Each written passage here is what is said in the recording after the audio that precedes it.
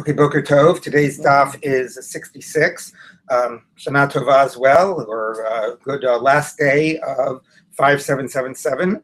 We pick up in the middle of Samach Hamid Bet, about 15 lines down, Tanu Rabbanan, and we're in the middle of the issue of Baal Ov. We just had a whole important discussion about, what constitutes an act. Does speech constitute an act?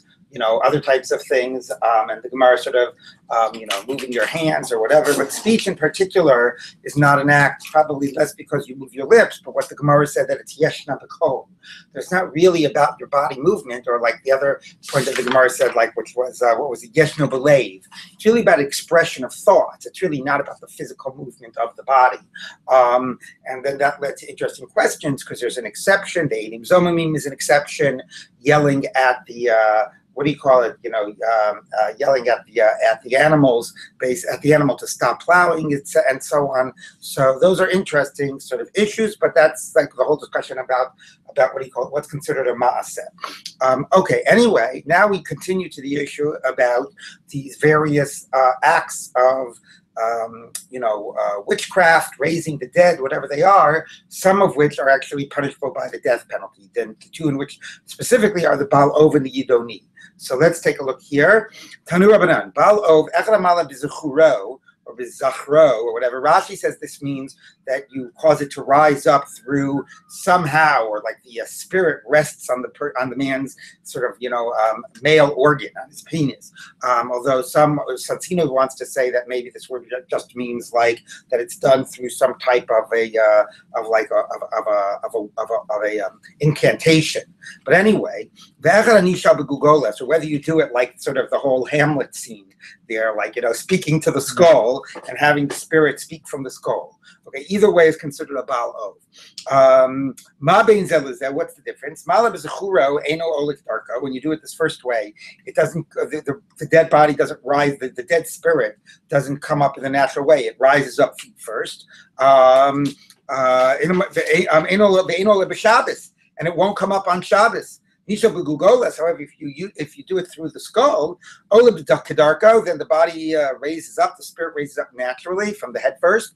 And it rises up on Shabbos. So the Gemara says, Ola, what do you mean rises up? Where's it rising up to? It's right in front of you. It's in the skull, which is a little funny because you would think that it means like you see a vision of the body rising up. But maybe the idea is that if you're asking a skull, it's not seeing a vision of the body rising up. It's just having the skull speak. So what do you mean that it rises up on Shabbos? So hakamei manach, the skull's right in front of you. El ema onikidarko, it answers naturally. I don't know what it would mean to answer not naturally, maybe through its natural voice. The ona b'Shabbos, and it answers on Shabbos. Okay. As it did without having to settle within the sorcerer's joints. Okay, that's true too. Because the other day we spoke about it like resisting, like resting, like in the knuckles or in the joints. Right. So maybe here it's like it's residing in the skull. Okay, that's an interesting way of reading it. Okay. This question Trinus Rufus asked Rabbi Akiva. He said to him, my Yomi, why is Shabbos a special day? It's arbitrary. Why did God pay? Why do you guys celebrate Shabbos? Why not Wednesday? Okay, he said to him, and why are you such an important person? Like, why are you different than any other Joe Schmo on the street? So, he said to him, because my master, the Caesar, has appointed me. That's why I have my status. So, not some intrinsic quality. Of course, obviously, presumably you're picked because of some intrinsic quality, but okay. So anyway, he said back to him, Shabbos nami d'marit savi. Okay, Shabbos is different than Wednesday because that's the day that God picked. It's not something inherent in the day necessarily. Of course, it didn't say historically that was the day that God rested, but okay. So Amalei, no, he said, you misunderstood me. That wasn't my question. Here's my question. Mi Yemar, who's to say that in a Shabbos, maybe you guys lost track over 5,000 years. How do you know that what the day you call Shabbos is actually Shabbos? Maybe you're off by a day or two.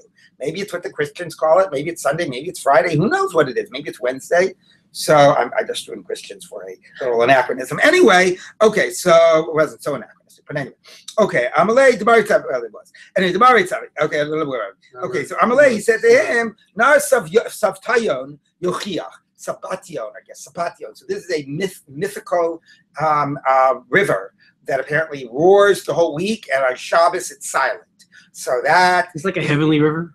No, it sounded like they believed it was an actual river. I don't know what to tell you. If he's telling Tunis Ruffus, this is your evidence, so presumably it was something you could look at. But anyway, it was just because it what sounds like Shabbos also. Sabbat. Oh yeah. I missed that, but you're totally right. Sabbaton is Shabbat, right? Exactly. Yeah, but it's some mythical river. Anyway, okay. Now they're tying to us is Balov Yochiach. We just said that if a Balov tries to raise the dead in a certain way, it won't come up on Shabbos. So that shows you Shabbos is a special day. Kiva shel Avi Yochiach. And your father's grave is evidence. Why is your father's grave evidence? Shein male Hashem b'Shabbos. Smoke comes up from it every day, but not on Shabbos, because the idea is that on Shabbos, those in Gehenna are given a day off. Even those in Gehenna get a day of rest on Shabbos, and they're not, burning in the fires of Gehenna. So you can see that by the smoke that doesn't rise from your father's grave.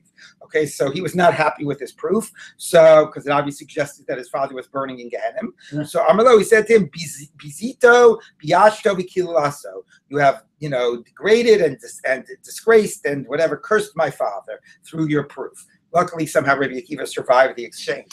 Anyway, okay, back to Ov. Shoel Ov, Hainu V'dorei Shalom Eitim. So the Gemara says, 1 minute. You're now describing the Ov as the guy that sort of is a necromancer and raises the dead, raises the spirit of the dead. So that's what the Torah describes as Dorei Shalom Eitim. But Dorei Shalom Eitim is not, seems to be something alive, not punishable by death. So how's it different?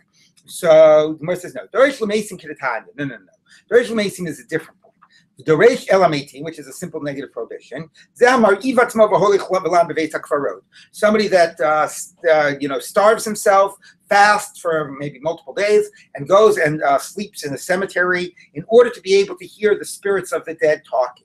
Okay, Rashi says that the spirit of the dead should rest on him, and that should help them in terms of doing his witchcraft. Okay, the spirit of impurity should rest on him. Which again, because there are other stories that somebody falls asleep in a cemetery. What is all that noise? That you, Michael, falls asleep in a cemetery and hears the dead speaking, or hears the angel speaking from behind the heavenly a curtain. But here it says that the spirit rests on him, and Rashi says helps him do the witchcraft, but it's not being directly in conversation and in communication with the dead. Okay, so now the Gemara says like this. When Rabbi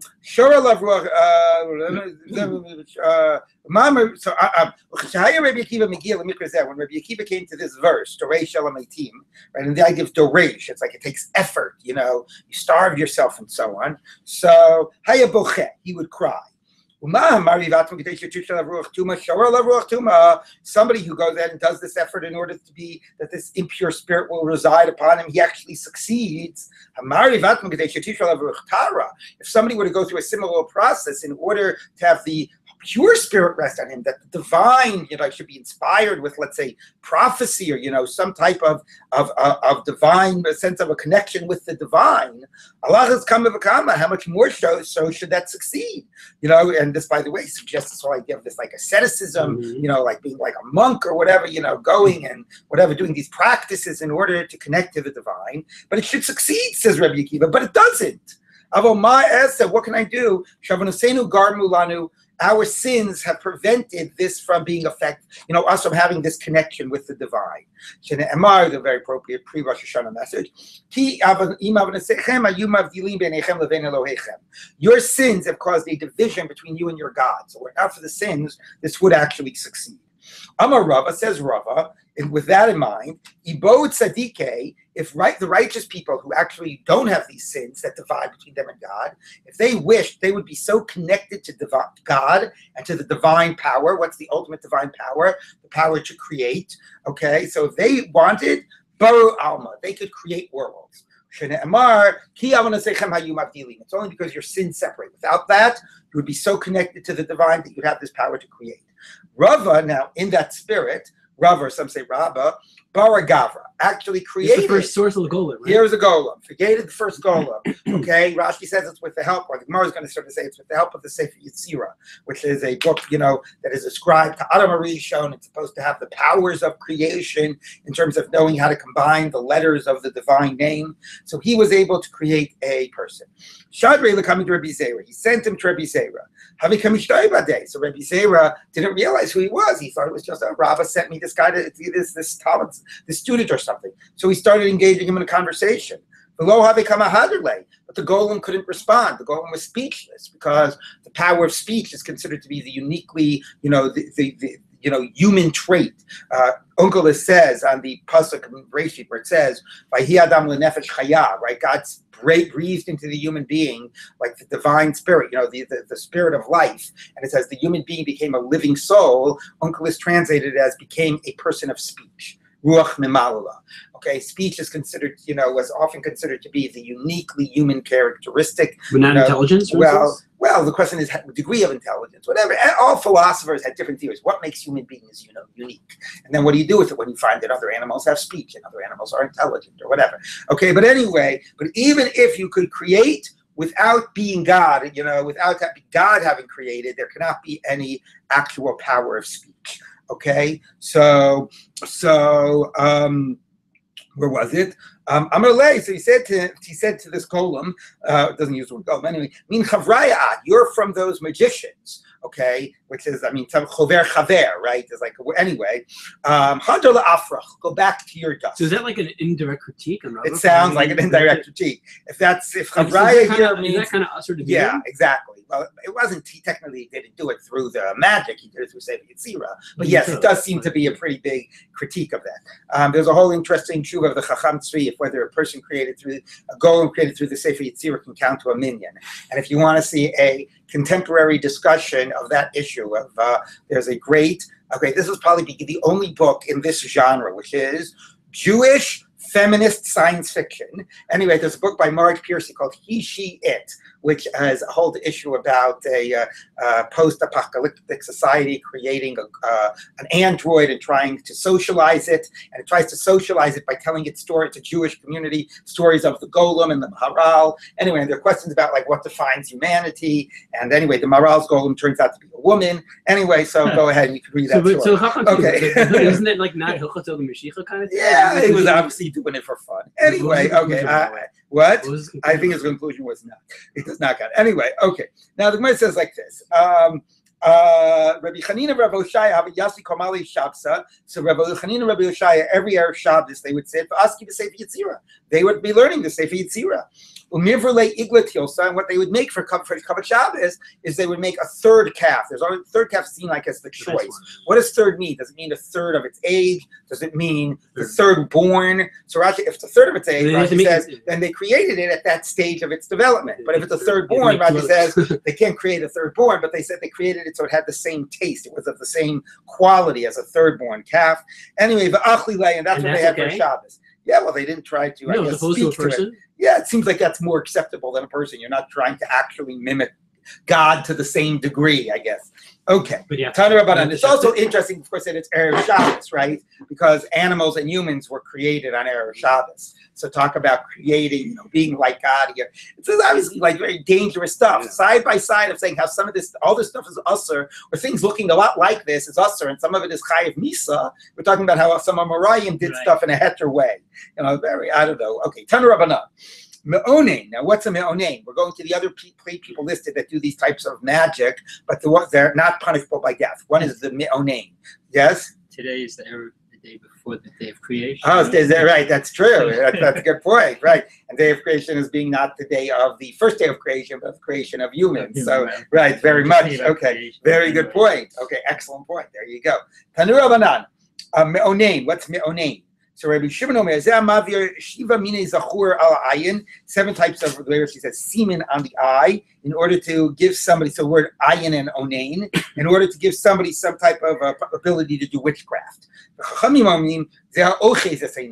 Somebody who is basically an illusionist. that uses hand motions to actually make people think that they're doing magic when they're not, which raises a very important contemporary question: are you allowed to be a magician? So some say, nah, nowadays everybody knows it's all like fake. Entertainment. Entertainment. Nobody really believes it's real. It's different if you're doing it and somebody believes you're doing magic, even though in fact what you're just doing is an illusion. But if everybody knows it's an illusion, so is that the consensus? So actually, some people say it's also to be a magician. I'd have to look, but I think it's a pretty widely accepted that if people know, I guess if you get at a certain level where it looks so amazing that even though some part of your brain registers, some part of you thinks it's real, that maybe is a problem. But we should all get to that one.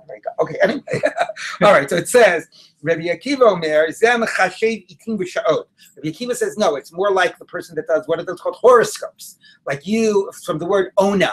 So each of these are different words. One is ayin, or two versions of ayin, eyes. Here it's ona, times. You say what is a propitious time to do something, or a dangerous time to do something. Meaning astrologically. Astrologically, or through signs. Okay, let's take a look. Omer, Yom Yofet, let's say today is a good day. You will be successful in romance today, right? Like the horoscopes, right? Lemachar Yofet Likach, tomorrow is a good day to do business. Limude Arvei Shvi'is Chitin Yafot, people that plant Arv Shvi'is, the wheat will turn out good. But what's wrong with that? I don't know. It wasn't because it wasn't a farmer's comment. It was this year he was saying it. Whatever. Yeah, I mean not like Ruch Sunit is the no.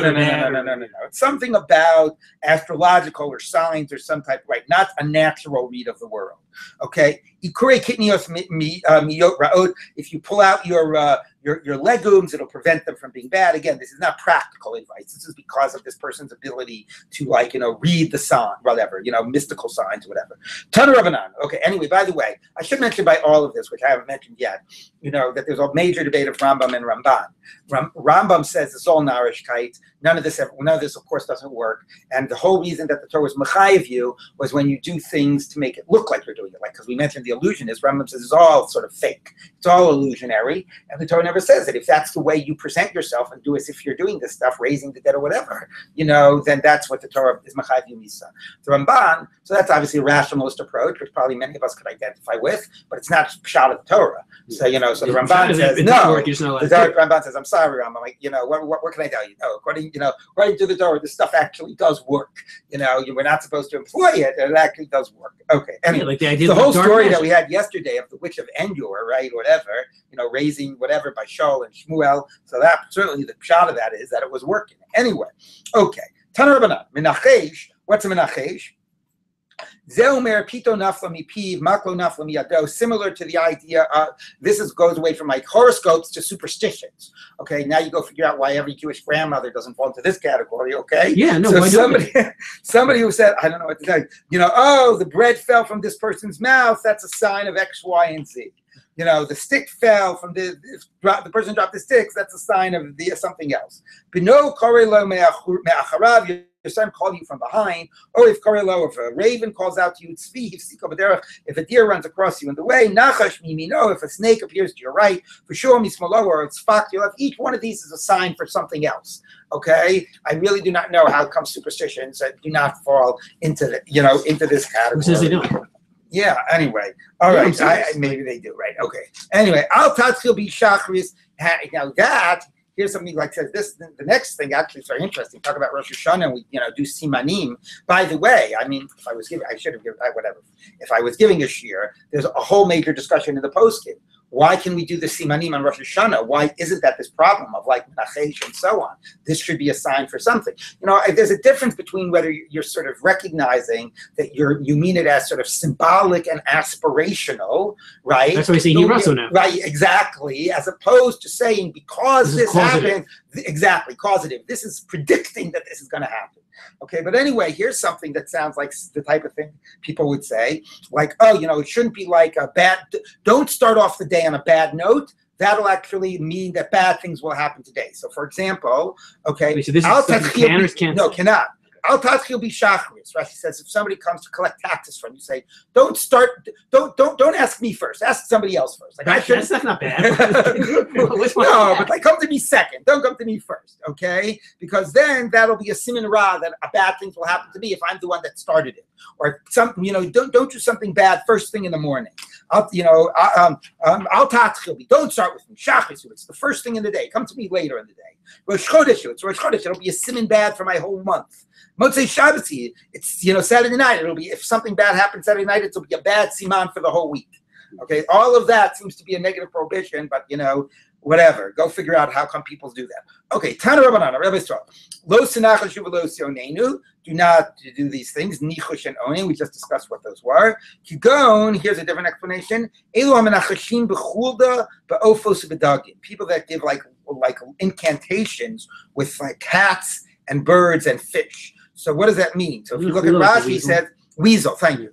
Right, chatulos. Okay, thank you. Weasel. Rashi says menachashim kishayotzim l'derech shematchilim b'shum davar. So Rashi says it doesn't mean what we said before, like chover chaver, like you use some type of an incantation to gather these animals. Rashi interprets this in the way we just read before, that based on the way these animals act, you are going to say something to predict the or what you see. Right, exactly. One wonders if it also includes the whole looking at entrails, which was a common thing in the ancient world. Okay, moving on. Hamachalel, I will send it out, okay? It'll probably be an hour before a second. Hamachalel are Shabbos, B'davar, Shechayven os dono karis v'ashukas achata. So we are moving on from the aspects of chiyuv skila, from things like sexual sins and avodah zarah related types of things, to chilul Shabbos and cursing parents and so on. Okay, so chilul Shabbos, which are the ones that you get skila for? The types of things that had you done them without witnesses, you would get kares, and if you did them unintentionally, you would get bring achatas. So it basically means the malachas. Okay, but what might that be coming to exclude? So the Gemara says, Gemara says, from this it sounds like you could have something that's labeled as chilul Shabbos that would not fall into this category of getting stoned and of bringing a sin offering. What is that? Meaning you could sort of say you didn't honor Shabbos, you didn't make kiddush, but you wouldn't call that chilul Shabbos. What would you call chilul Shabbos that would not be one of the 39 malachas that would not fall into this category? So the Gemara says, Mahi, what is it? Chumim ve'alibid Rabbi Akiva. So according to Rabbi Akiva, it's the idea of chumim. Al yetze ish mimkomo b'yom Shabbat. You can't go out more than a certain distance, like a kilometer outside the city. And for Rabbi Akiva, that's a biblical issue, not a rabbinic one. But it's not chilul Shabbos. It's chilul Shabbos, but it's not a malacha. You violated a negative prohibition of Shabbos, but it's not a malacha, so it doesn't have all these weighty punishments. And Rabbi Meir, skip the line. Havara v'alibid Rabbi Yossi. We mentioned this a few days ago. According to Rabbi Yossi, since the Torah says Lo savaro eish b'chol moshe osechem b'yom Shabbos, that on Shabbos you're prohibited to make a fire. So you could see that as that's like the paradigm chilul Shabbos. But Rabbi Yossi says actually it was singled out to tell you that it's a negative prohibition and it is chilul Shabbos, but you don't get the death penalty. Okay, so those would be cases where they're considered violations of Shabbos, chilul Shabbos, without getting the death penalty.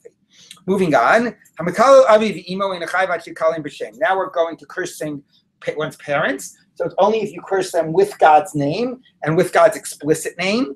If you use a non-explicit name of God, like El or Elohim, not Yud-Kei Vav-Kei, and so on, and not the way it's spelled. Rabbi Meir says you're still chai, the Chachamim say you're exempt. You might remember that there was a similar debate by cursing God, whether you have to use God's explicit name or not.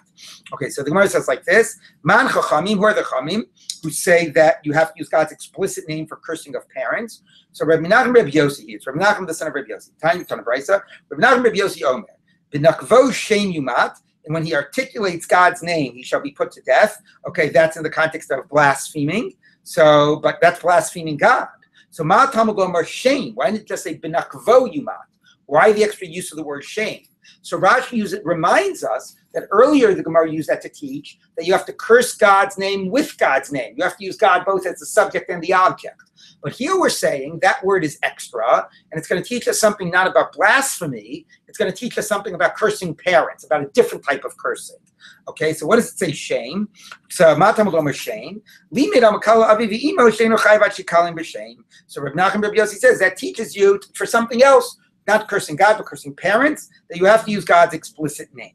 Okay, now we're going to unpack the whole pasuk by parents. It says, "Ish ki yichalel aviv imo, mos yumas aviv imo kilel damav bo." A man, any man who curses his mother or father, he will be put to death. His mother or his father he cursed, his blood is on his head.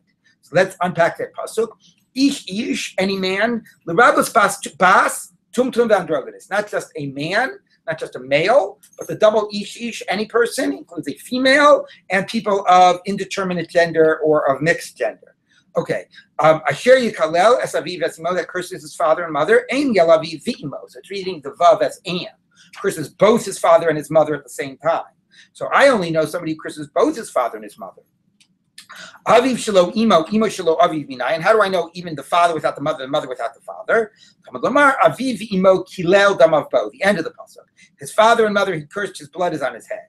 Aviv kilel, imo kilel. Either one is enough. Divrei Rabbi Yoshai. That's what Rabbi Yoshai said. What he's doing here is, you know, look, he is. If you look, pasuk says is ish, ki yikalel, aviv v'imo, mo imat. Aviv v'imo kilel damav bo. So what it's saying is here next to the word yikalel it has the word aviv. And here next to the word kalel it has imo. So therefore aviv kilel, imo kilel. So you know to read them, not that you have to do both together, but either one is enough because those two are juxtaposed. Each one is juxtaposed to the word kilel. Okay. Where were we? Okay. Rabbi Yonasan says no. When the Torah says a vav, the vav means both and or, and therefore you should read it in its most expansive way. Just by saying aviv v'imo kilel, it means father or mother. We would not read it to mean only both together. The only time you would read a vav to say you requires both together is actually yifra l'cha kasuv yachtav, unless it says explicitly together. So, for example, Rashi says, it says, lo silbat shatnez tsemer ufishtim yachtav. Don't wear shatnez, wool and linen together. Or lo sachrosh b'shur v'chamor yachtav. Don't plow with an ox and a donkey together. So together means both at the same time. Otherwise, it means one or the other. So you don't need this fancy drasha you just did. Okay, most yumas, now they're put to death. Beskila, that's through stoning, and that, which is the focus of our parak. Atom or Beskila, you say stoning, maybe it's another execution, another way of killing. The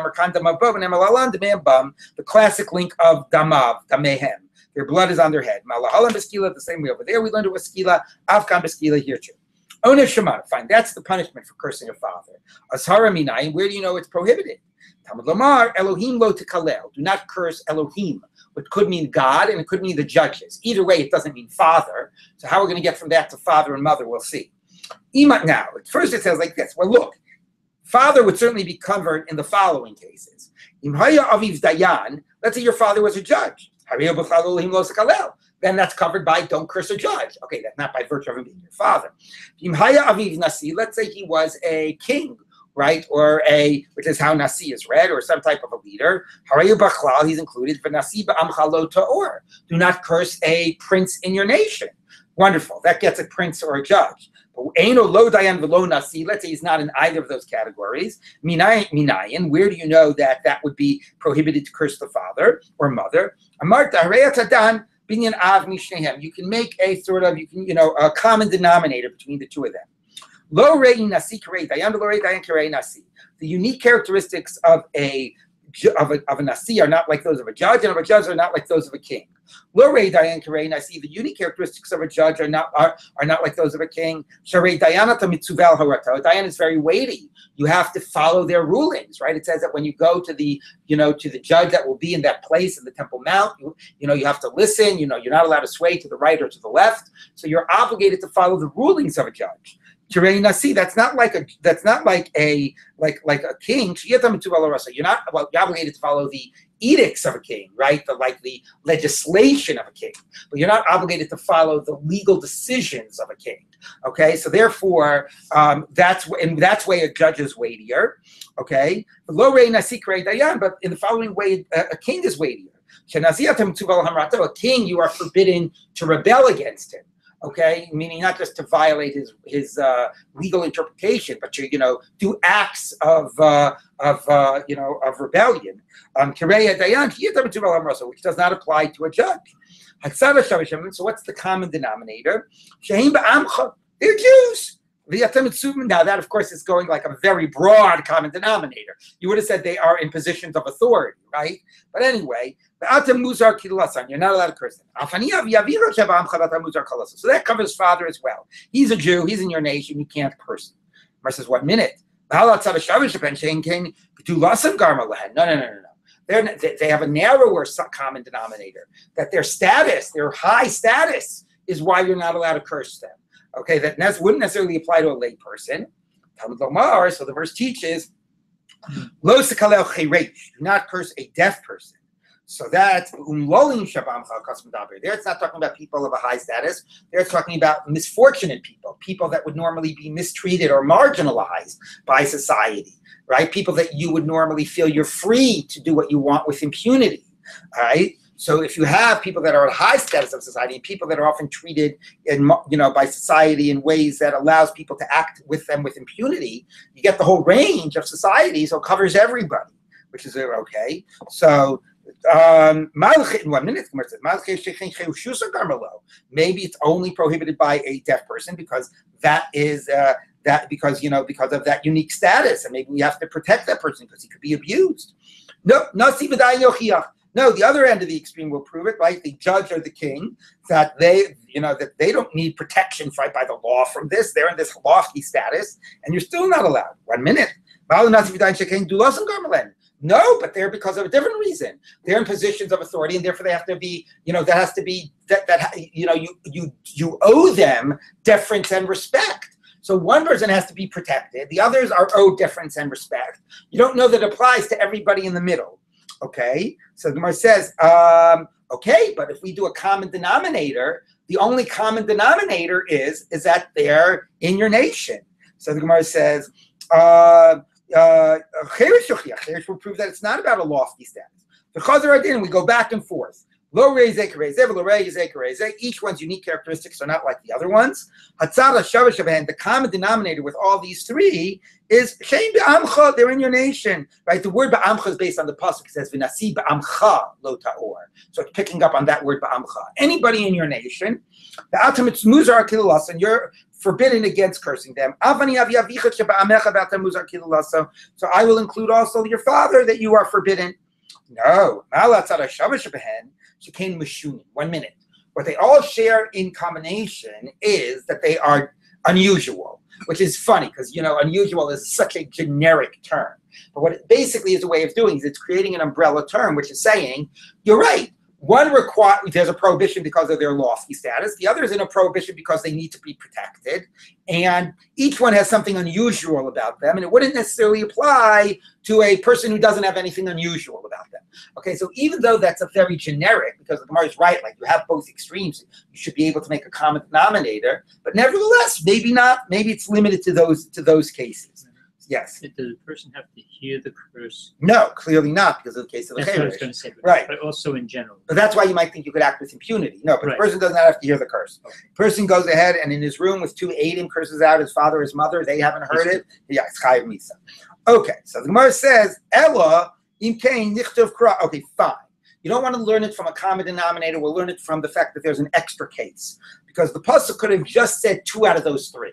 It could have said cheresh plus 1 of the other 2, 1 at one end and 1 at the other. It didn't have to have all 3.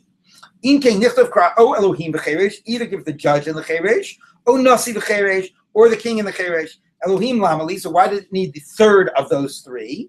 You don't need it for the thing itself, because at least there that you would have learned it from the fact that the others are there, that at least somebody of a similar lofty status would have also been included, right? Even though you wouldn't necessarily have included everybody in the middle. But so since one of them is extra, Taneo Inin Laviv, so you use it to teach about father, that. So the extra one basically teaches you that it applies to everyone, the extremes and everybody in the middle. Fine. So that's how we know that there's a prohibition against father. Of course, by a normal person you curse, it's just a negative prohibition. By the father, the same prohibition that applies to everybody when it's transgressed with a person's father or mother is punishable by death. So you understand it's a little interesting. You're not allowed to curse anybody. It's all within the same prohibition. But if you violate that, for a normal person, it's just a negative violation. If you violate it for your father or mother, punishable by death. Okay, anyway, so now the Gemara says like this. Hanicha, where am I? Okay. Lemanda Amar Elohim Chol. That makes sense if Elohim is a secular word, meaning it means a judge. Then we understand how we could use it like we just did to cover all people. Elo Lemanda Amar Kodesh, but if it means don't curse God, if it's the basis for prohibiting blaspheming, so Michael Amemar, what can you say? The time we talked about Elohim Chol, Rabbi Yishmael. Rabbi Yishmael says Elohim in the verse it does not mean God, it's secular, it means a judge, and that's a prohibition to curse a judge. Rabbi Akiva Omer Elohim Kodesh. No, it means God.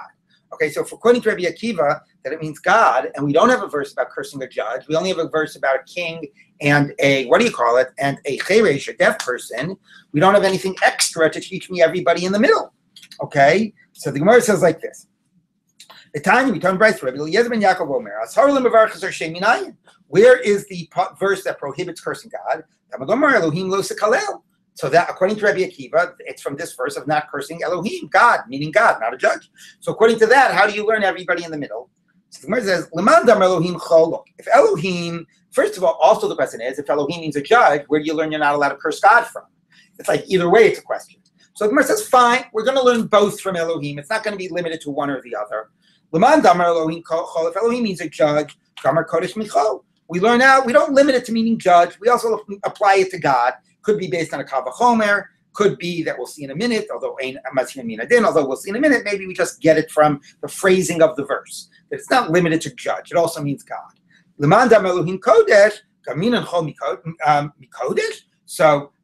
if you say that Elohim is God, can you, just because you're not allowed to curse God, can you learn out from there that you're not allowed to curse a lay person, a judge? It's a little repetitive here. If it means a judge, okay, from a judge, you can't curse a judge, you can't curse God. But if it means God, just because you can't curse God, you can't curse a judge. So it could be, so the Gemara says no. I'm sorry, excuse me, let's start with the question. Maybe it's only forbidding us against cursing God, not against cursing a judge, and then we also wouldn't have everybody in the middle. So the Gemara says no. Then why didn't it just say don't kakel with one lamed? Although that might have meant lightly, anyway, not to curse. But anyway, this is the drasha. My lo sikalel, what's the purpose of the double lamed? To tell you, Shema Mina Tarti, to tell you both, that the double lamed teaches you that Elohim means both meanings, both God and a judge. And therefore it's a basis against cursing God, and it's a basis against a judge, which is learned to teach you everybody in the middle, including father and mother. Okay, so that is the end. So we did one sort of set, which basically was forbidding sexual sins, avodah zarah related stuff, Shabbos, and then parents. And now we're going to do essentially the same type of grouping a second time. So we go back to sexual related sins. Okay? Haba al nara murasa. So before we were dealing with a case of incest, relatives. Now we're dealing with marriage. Okay? A maiden who is betrothed. And all of those qualities are going to be important. And she's a virgin. Okay? So all those qualities are important. Otherwise, normal case of adultery is punishable by chenek, strangulation, the lightest form. This is skila, the weightiest. That's when it is a nara urasa. Okay, habal nara urasa, ain't chayev. You're not chayev for this particular category. Regardless, it'll be adultery and it'll be a death penalty. But for this particular category of getting skila, you're not chayev. Achete na'ara. She has to be a na'ara, which means from the age of 12 till about 12 and a half. Betula, she has to be a virgin. Urasa, she has to be betrothed. Not single and not nisua, not fully married. Okay, and she has to still be living with her father. So even if she doesn't yet have had nisuin, even if she was basically given over, the husband sent some, they were betrothed, they were going to then do the chuppah and get married. The husband sent some messengers to go pick her up from the father's house and bring her to his house. So even when she's on the way, it doesn't mean that she's out in the store. Beis Avia is conceptual, right? It's not that this happened in physically the four walls of her father's house. But once she is conceptually being taken from her father's house and moved to her husband's house, even if she has not yet come to her husband's house, and they haven't had a chuppah, and they haven't had intercourse or whatever. And even though technically she's still a nara ma'orasa, she's only betrothed, but she's no longer conceptually in her father's house once she's been picked up and in the process of going to her groom. Okay? And at that stage, it is no longer the skila category. So in those cases, So without all of those qualities, without all those criteria, it would not be skila. Similarly, bo lo shnayim. Let's say two people had intercourse with her. Now, of course, you would say, well, that's obvious because then she's no longer a virgin by the time of the second guy. But the case will be, let's say it actually was that the first guy was an act of anal intercourse. So that's the question of how do you define virginity? Does virginity mean never having had intercourse? Does it mean that the hymen wasn't ruptured? So here it says, in that case, harishon b'skila v'asheni b'chenek. Yes, that the second one gets strangulation, does not get stoned, because even that type of an act makes her considered not a virgin. But this is actually debated. It's debated in the beginning of ksuvos, right? A virgin gets 200 in her ksuva, a non-virgin 100. What about somebody that engaged in anal intercourse, right? Would that be considered a virgin or not a virgin? Let's say the flip. Let's say somebody's hymen was ruptured not through an act of intercourse. Is that woman a virgin? Right? So anyway, this is the sort of a question that occurs in many contexts. Let's take a look at the Gemara. Tanu Rabbanan, a rabbi's taught. Na'ara, a maiden, the lo bogeret, not a fully mature woman, so not 12 and a half, or that's an age where all of her pubic hair has come in, or not just 2 pubic hairs. Besula, a virgin, velo beula, she cannot have had intercourse. Ma'orasa, she is betrothed, velo nisu'ah. And obviously not single, but also not nisuah. She hasn't had chuppah yet, hasn't had sex with her husband, hasn't even had this act of chuppah, which symbolizes she's in her husband's home. Beveit aviha, in her father's house. Prat l'shemaser av l'shluchei habal, to exclude a case even before the chuppah, she's given over to the husband's messengers, and she's in the process of being brought to the husband's house. So conceptually, she is no longer under the father's control and no longer in the father's house. Okay, Amar Rav Yudah. Rav says Rav Yudah in the name of Rav. Zu divrei Rabbi Meir. These are the words of Rabbi Meir that says that it has to be exactly a na'ara. Our Mishnah. The Chachamim say na'ara morasa afilu ketana b'mashma. Yes, we agree with all these criteria, and we agree that if she's too old, she's not in this category. If she's a bogeret, but na'ara does not exclude a younger woman. If she's under the age of 12, if she's a minor and married off by her father, a legally binding marriage, that would also be included. Now, Ara means she can't be, because the whole point is that she's not independent, right? She's still in her father's house. That's the way the rabbis read it. Conceptually, so if a girl gets to be of a certain age, or she's, married and not just betrothed or whatever, once she's no longer in her father's house, she's not in this category. But a minor, that he would still be in this category. Okay? They say, afilu ketana b'mashma. Amalei Rav Achmi Difti l'Ravina. So Rav Achmi Difti said to Ravina, Mimai d'mastis from Rabbi Meir. Now he says, I get that that's the debate of Rabbi Meir and the Chachamim. By the way, the reason we know this is Rabbi Meir and Chachamim is not just a debate about skila, it's also a debate about when the Torah gives the fine for a person who seduces, right? And na'ara b'sula. So there also is where they debate, who is in that category. Okay, or somebody that claims that his wife was a na'ara b'sula, I'm sorry, not that. Okay, 1 minute. Right, the fine of 50 shekel. Okay, fine, when the person seduces an na'ara b'sula. So there we know that there's exactly this debate of the Rabbi Meir and the Chachamim, that Rabbi Meir says that only when he seduces a woman who's a na'ara, and the Chachamim say even if she's a ketana. So does na'ara exclude a younger age? Okay, and that's the claim that our Mishnah is going like Rabbi Meir, that na'ara means exactly a na'ara. So the Gemara says like this: you're right. According to Rabbi Meir, it's only a na'ara, not a younger woman, a girl. But how do you know that's our Mishnah? How do you know our Mishnah is saying that if she's younger, she's not in this category? Nami, Dilma Rabbanan, maybe our Mishnah is going like the rabbis. Maybe our Mishnah only means to exclude older than a na'ara. Where do you see in the Mishnah that the Mishnah means younger than a na'ara is not included? He said back to him, Hi eino chayiv ad shetei na'ara b'sula ma'orasa.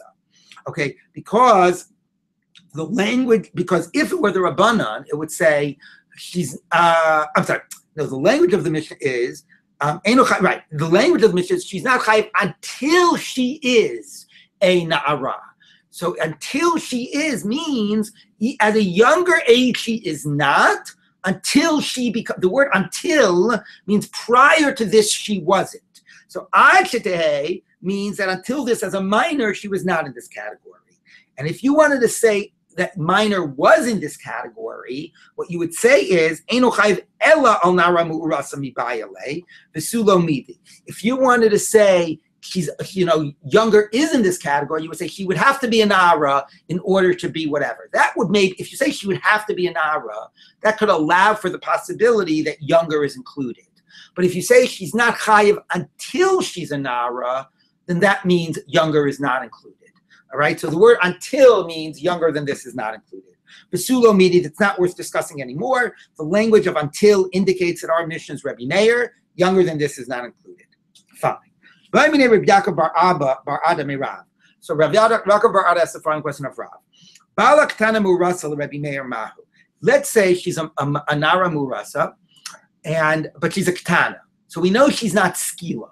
Okay. So what punishment, and the girl wouldn't get punished, she's a minor. What punishment would the guy get, okay? Does the guy get completely off the hook, which is amazing, right? Here's an act, of course, first of all, it's total child abuse, right? He's raping this, this minor, and it's adultery, and we're going to say he gets off because she's a nara murasa. Because she technically falls between the cracks. Like if she was, I'm not Nara, Ketana Murasa. If she was a Ketana, she was an Isua, or if she was something else, right? Then of course he would get the death penalty, be Chenek. But do we say that because she's in the Nara Murasa category, but not old enough, maybe completely gets off? Do we say Ligamre Mimaile? Oh, do we say Miskila Mimaile? No. He just doesn't get stoned. But he would still be like a normal case of adultery, and he would get chenek. He'd be put to death. Okay, that's a relief. It makes sense to say he just doesn't get skila. He still would be put to death. It's still an act, of raping a minor and whatever, which isn't the actual thing of adultery. But anyway, it's an act of adultery. Okay? So the Gemara says, 1 minute, but the verse says, Umeisu gam shnehem, achu shnehem shavim. But it says, when it speaks about an act of a normal case of an adultery, it says that they'll both be put to death. Doesn't this require that they both be in the same category? Now, Rashi says this means an unusual idea, which we normally don't say. This bothers Tosfos, but I'm just going to go with Rashi because it's simpler. Rashi says this means that maybe a man would never be chayav by having sex with a woman who is married if she was underage. Because since she doesn't get punished, maybe he would get off as well. Now that goes against everything we know. We know, right? We've talked this before. That it doesn't. If one of them is underage, it doesn't matter. The other one can still be considered an act of forbidden intercourse and get punished. But here the Gemara is asking that. Okay, so 1 minute. Why should he get skila if she is total? Why should he still get chenek if she is completely getting? If she's not? If it's a category where she's not being punished? Okay. Funny question. Normally we accept that, but that's the question being asked here. So the Gemara says, Shosik Rav. Rav didn't have an answer to that. Okay. Amar Shmos. Shmos said, my time is Shosik Rav. Why was Rav silent? The name Alei. There are cases. What do you mean? It always happens that we'll punish one of the parties without the other. It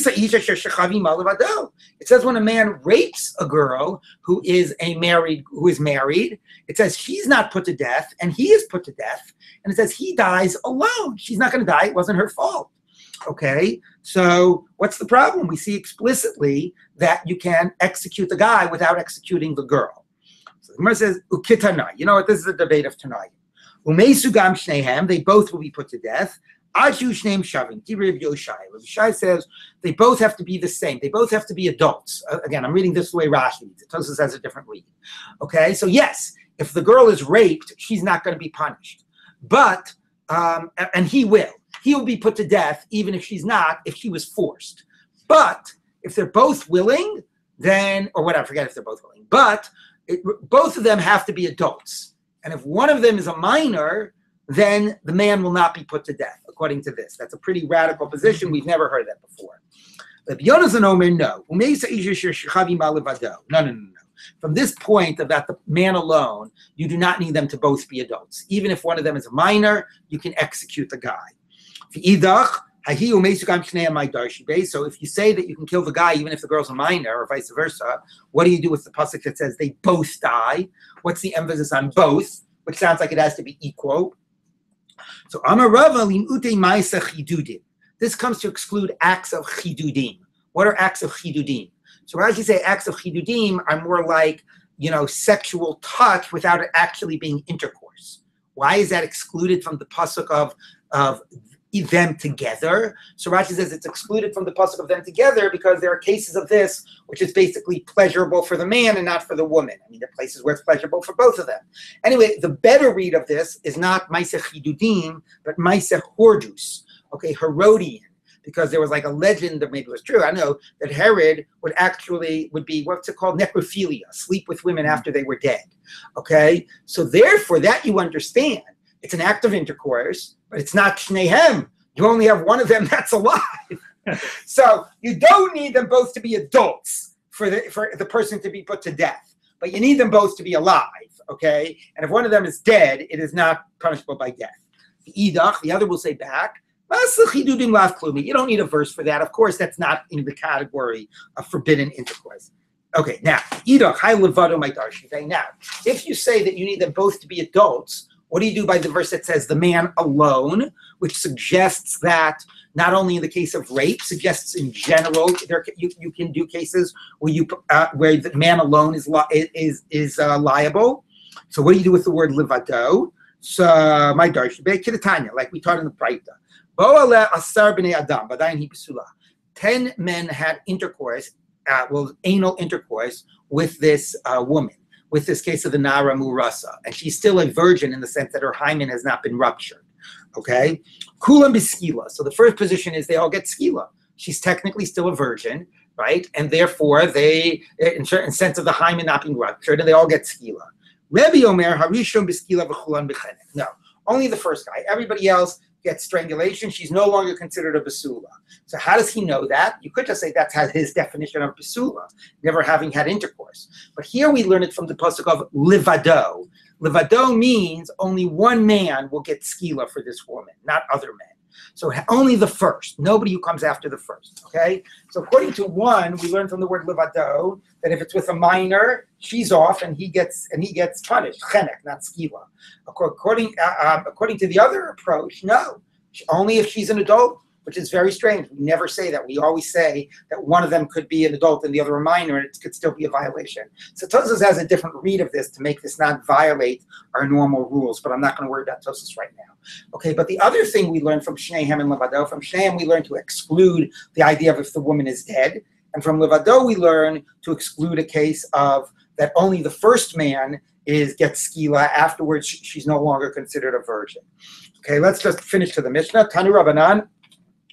Ubat ish kohen kiseichelis nos. A daughter of a kohen. Now we're dealing with this, which is also a case of a nara murasa, except she gets sreifa. Rabbi Omer tchila, the first one. Kitechel, first. V'chein Omer, and similar it says umeisa isha sheshachav imalavado. That man alone. So what does that mean? My comer. What's it say? Amar Rav Huna Braid Rabbi Yoshua. Rabbi Shmuel Svirle. Rabbi also like Rabbi Shmuel. Arusa yatzal isreifa v'lo nisua. He says that the daughter of a kohen that gets sreifa is exactly parallel to the normal girl who gets skila. It's only the na'ara, besula, ma'orasa. It's exactly that same special category. When it occurs by a Yisrael, it's skila. When it occurs by a kohen, it's sreifa. But the fact that it is the exact same category means that you can learn from one to the other. Because it's basically, when you're in this special category, it's either skila or sreifa. Now, so this is what it means. If it is the first act of intercourse, it is sreifa, the same thing we just said before. The first act of intercourse is skila. After the first act of intercourse, she is no longer a basula, even if it was anal intercourse, and therefore it's going to be chenek. Idach, afterwards, bechenek, my v'chein. So what's the point of the other pasuk that was quoted? Kiyasam, that's what we just said, by the normal case of a Bas Yisrael. Ma'hasam betchila bia kamishtaikra. We said, unetza ish livado, means only the first man gets skila. Achanami betchila bia kamishtaikra. Right here too, only the first act of intercourse is sreifa, afterwards not. So that is basically saying, reminding us that the daughter of a kohen gets sreifa, and that according to Rabbi Shmuel, which makes a lot of sense, it's the exact parallel case to a normal girl who gets skila, And for both of them, it is only the first act of intercourse. Afterwards, even if it was anal intercourse, she is no longer a virgin, and therefore it is chenek. Okay. Amalei Rav Bibi Bar Abaye Marlo Hachi Amar. The master didn't interpret it this way. Umanu, who's the master? Rav Yosef. So Rav Yosef. What did Rav Yosef say? So Rabbi Meir spherically. Rabbi really holds like Rabbi Meir. The Amar Nisis le'echad min apsuli misasa v'chenek. That one, if this daughter of a Kohen is married to somebody who would invalidate her for, marrying a Kohen, like it's a mamzer or whatever, a halal, etc., then she does no longer get sreifa, she gets chenek. Okay? So it's not about her being a virgin, it's about the question, or being an arusa, but it's about whether she has been already defiled. Okay? Defiled not through an act of intercourse, but defiled with a person, a man who she's married to, that makes her invalid to a Kohen. The Hachikam, in Tchilat Achalta Biznus, Kitecheli's note, if the beginning of her being desecrated, right, because it says if she defiles herself through sex, through intercourse, so the word Tichel is being read both to mean Chilul, defiled, and Tchilah. If the first thing that defiles her is this act of intercourse, then Bisreifa, she gets Reifa. The Idach, if she's been already defiled, not means had intercourse, she doesn't have to be a virgin, but she's been defiled because her husband makes her invalid for a Kohen. In that case, Bechenek, she gets Chenek. Umay v'chein, why quote the verse of Livado, which is a completely different context? Simana ba'alma, that's not really learning from it. It's just like a way to remember. Oh, Livado, only the first thing. It has to be the first, if it's after the first, although not like the first interpretation, which means only the first act of intercourse. This means it has to be the first thing that defiles her. And if something else had defiled her, then she would not be getting streifa, she would be getting chenek. Okay, it should be a Shana Tova to everybody, and